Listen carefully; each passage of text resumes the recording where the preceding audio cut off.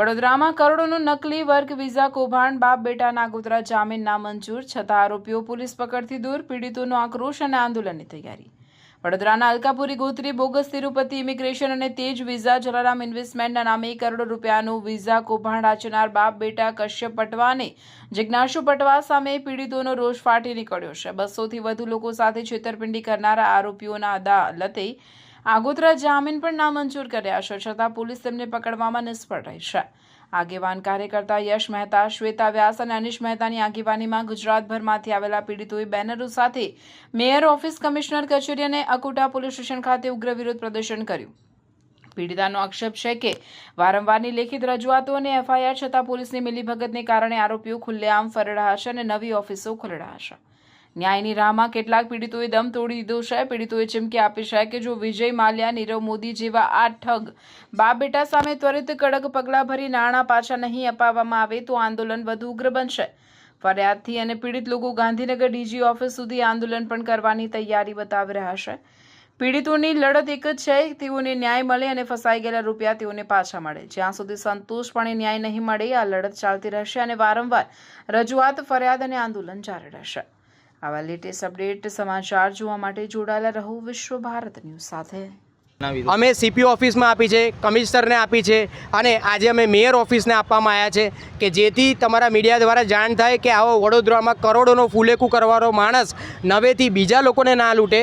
અમે તો લૂંટાયા, બીજા લોકો ના લૂંટાય, જેવી અમારી તંત્રને માંગ છે। અને અમે લોકલ નેતાઓ અને અમારા જે એડવોકેટ છે એ થ્રુ પણ અમે લીગલ પણ અમે કેટલી બધી નોટિસો આપી છે, અલગ અલગ પોલીસ સ્ટેશનમાં પણ આપી છે, જેની ઉપર કડક કાર્યવાહી કરવામાં આવે અને સીપી ઓફિસને પણ જાણ થાય કે ક્રાઇમ બ્રાન્ચને ને ઈડીમાં પણ તાત્કાલિકપણે તમે એકદમ ફાસ્ટ પ્રોસેસ આની ઉપર કરો કે જેથી આ માણસના બીજા બી જે કરોડોના ફૂલેકું છે એ બધા પકડાય, એવી અમારી માંગ। કેટલા સમયથી તમે અરજી આપી છે અને અત્યાર સુધીમાં શું નિર્ણય આવ્યો છે? અમે અરજી આપવા માટે 4 મહિનાથી બધું કરીએ છીએ, પ્રોસિજર 4 મહિનાથી આપ્યું છે, પણ એકવાર જ્યારે વડોદરા કોર્ટે આની આગોતરા જામીન રિજેક્ટ કરી બાપ બેટાની, પછી 1 મહિના સુધી અમે 2 વાર કમિશનરને અરજી આપી લેખિતમાં, પણ એમને પકડેલ નથી વડોદરા પોલીસે અને એનાથી છુપાઈને આ માણસ 1 મહિનો અંડરગ્રાઉન્ડ થઈ ગયો અને એ પછી આ માણસે હાઈકોર્ટમાં અરજી કરે છે કે અમે ખોટી એફઆઈઆર કરી છે, અમે બધા ખોટા છે અને એકલો જ સાચો છે, કરોડોના બંગલામાં રહે છે અને કરોડોના રૂપિયાનું મજા કરે છે, અમારા જ પૈસે મોટી મોટી ઓફિસો ખોલે છે અને હવે અમને લોકોને જે દોષી સાબિત કરે છે કે તમારી ભૂલ છે, અમને તમે પૈસા આપ્યા છે। એટલે આનું તંત્રને જાણ થાય કે આવા લોકોનું ફ્રોડ પકડાય, એવી અમારી આશા। અંદાજે કેટલા લોકોની સાથે આવો ફ્રોડ કરેલો છે? જે પ્રમાણે અમે મીડિયામાં કીધું છે અને મીડિયાના અહેવાલો પરથી ને જૂના કેસ પરથી અમને જાણકારી થઈ કે 201 લોકો જલારામ ઇન્વેસ્ટમેન્ટમાં 14 કરોડ 54 લાખનું કરોડોનું ફૂલેકું છે, તથા તિરુપતિ ને તેજ વિઝાના નામે, વર્ક પરમિટના નામે જે રીતે લોકો જોડે આચરેલ છે, જે 40થી ઉપર લોકો અમારી જોડે જોડાયેલ છે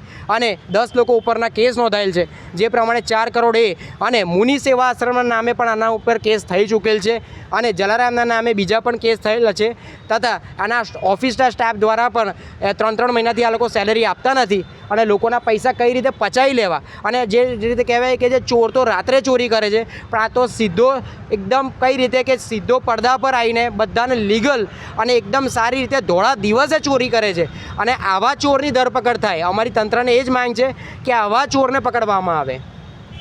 સાથે જે ઘણા લોકો છે એમની જોડે બી એવું થયું છે કે એ લોકો અરજી આપે અને પૈસા ભર્યા, બધું થઈ ગયું અને એ લોકો ઓફ બી થઈ ગયા છે, જે આપણી સામે અત્યારે છે બી નહીં એવા લોકોના બી પૈસા ફસાઈ ગયા છે, એમના બી ઘરવાળા ફસાઈ ગયા છે। ક્યાં જાય? જલારામ ઇન્વેસ્ટમેન્ટવાળા છે, આ છે, એમને એફઆઈઆર કરેલી છે, કેસ ચાલુ છે, પણ એનો કોઈ આવતું જ નથી, એનો કોઈ જવાબ મળતો નથી, સેટિસ્ફેક્શન મળતું નથી। પોલીસવાળા હા કરીને ગોળ ગોળ ફેરવે છે, આપણી સામે ફોન કરે, આ કરે, તે કરે, પણ આપણે જ્યારે એન્ડ ઓફ ધ ડે પાછા 15 દિવસ, મહિનો થાય, પાછો અહીંયા આગળ આટો મારીએ 10 દિવસે 15, અહીંયા આગળ અહીં સાહેબ કહેતા તો સાહેબ છે નહીં, આ સાહેબ આ વધારે સેટિસ્ફેક્શન મુજબ જવાબ નહીં, તમારું કામ ચાલુ છે, થશે, વાર લાગશે, આમ છે, તેમ છે, બસ। હવે તમારે કેટલા ધક્કા ખાવાના? કેટલા સમયથી આપ અરજી રમી રહ્યા છો? અમે ટોટલ અમારી ફાઇલ 2023થી જ આવું થયું છે અને આ બધું ફ્રોડ તો થયું હમણાં 2023થી ફ્રોડ થયું છે, ફાઇલ ચાલે છે, આ છે, તે છે અને સાથે સાથે અમે 4 મહિનાથી તો એફઆઈઆર કરી, ત્યારના રોજ દોડીએ છીએ, આ કરીએ, તે કરીએ, કોટા પોલીસ સ્ટેશન આવીને ધક્કા ખાઈએ, સાહેબની કેટલી આજીજી કરીએ, કશું કામ થતું નથી। અમને લાગે છે કે સાહેબોની બધી મિલીભગત છે, આની અંદર કોઈ અમને સેટિસ્ફેક્શન મુજબ જવાબ આપતું નથી અને અમારી એટલી અપીલ છે કે અમને અમારા પૈસા મળે અને જલ્દીથી જલ્દી અમારું કામ પૂરું થાય। અમારે કોઈ બીજી દુશ્મની નથી આની સાથે। આપણું નામ, આપણો પરિચય? મારું નામ મહેતા અનીસ. જી મેમ, હાલ તમે ક્યાં ઊભા છો અને આટલી રજૂઆત શું હતી?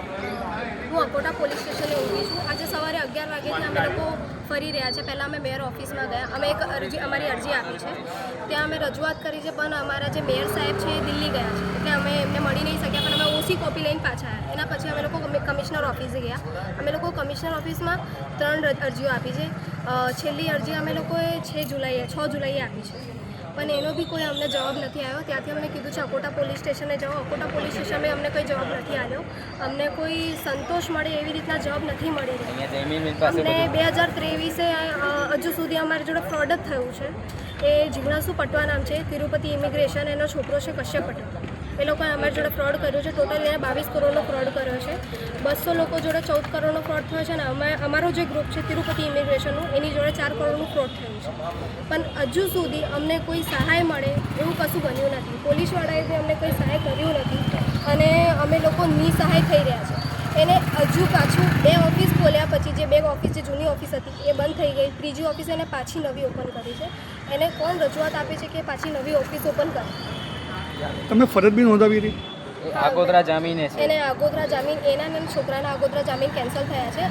અમે લોકોએ એપ્રિલમાં FIR કરી હતી, અને મેમાં બે બાપ બેટા 2 જણના આગોતરા જામીન કેન્સલ બી થયા છે. આ 2 બાપ બેટાની જોડી મિલીભગત છે. અમે લોકો નિસહાય થઈ રહ્યા છે, કોઈ અમને મદદ નથી કરી રહ્યો. હું તમને એટલી જ રિક્વેસ્ટ કરીશ કે પોલીસવાળા, CP સાહેબ, હર્ષ સાહેબ, PM સાહેબ, અમને જેટલું બની શકે એટલું મદદ કરો. અમને અમારા પૈસા પાછા જોઈએ છે. અમને બીજું કશું જોઈતું નથી. 8 થી 10 ધક્કા થયા છે 8 થી 10 ધક્કા તો અમને અહીંયા થયા છે, પોલીસ સ્ટેશન. અને રોજ મારા હસબન્ડ બી ધક્કા પોલીસ ભવન જઈએ છે, ધક્કા પોલીસ અલગ. સ્ટેશન, પોલીસ ભવન, પછી CP મ્યુનિસિપલ ઓફિસ, અમે બધે ફરી રહ્યા છે. વડોદરામાંથી તમને સંતોષકારક જવાબ નથી મળતો, તમારી માંગ શું છે? વડોદરાથી અમે સંતોષકારક જવાબ નહીં મળે તો અમે લોકો ગાંધીનગર DG ઓફિસ જઈને ધરણા પર બેસવાના છે, અને અમને જવાબ જોઈએ છે. ગાંધીનગરમાંથી બી અમને સહાય નહીં મળે તો અમને દિલ્હી સુધી જવું પડશે. આપણું નામ, આપનો પરિચય? મારું નામ શ્વેતા મહેતા છે. હું યશ મહેતાની વાઈફ છું. અને એમાંથી અમુક લોકો તો ડેથ